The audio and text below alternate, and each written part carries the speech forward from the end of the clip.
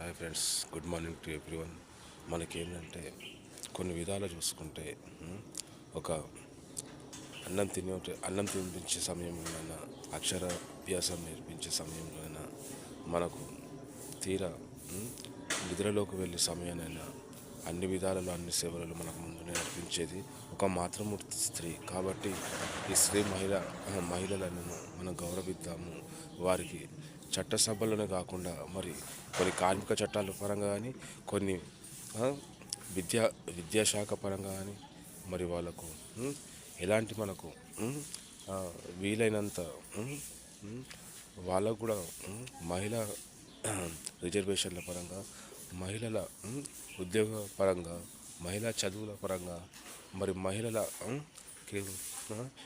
వాళ్ళకు ఒక భద్రతమైన శాంతియుతానుగుణంగా మనం పోరాడవలసిన బాధ్యత మనకు ఉంది. కాబట్టి ఫ్రెండ్స్, సొసైటీలోని మహిళల పట్ల జరిగే ఒక ఒక కీడు ప్రయత్నాల గురించి, మరి జరిగే మోసాల గురించి కూడా మహిళల పట్ల మనం జాగ్రత్త వహిద్దాం, మహిళలను కాపాడుకుందాం. ఎందుకంటే ఒక మహిళ అంటే ఒక మాతృమూర్తి, సోదరి, ఎన్నో విలువైన ప్రేమ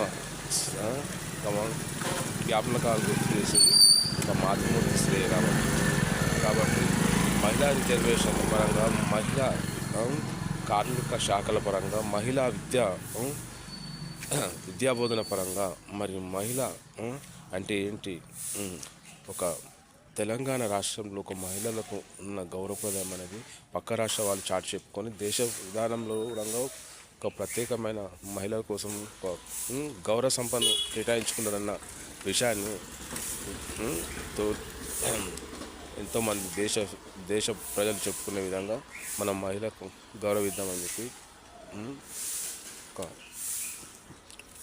మీకు మనవి చేసుకుంటున్నాం ఫ్రెండ్స్. బాయ్.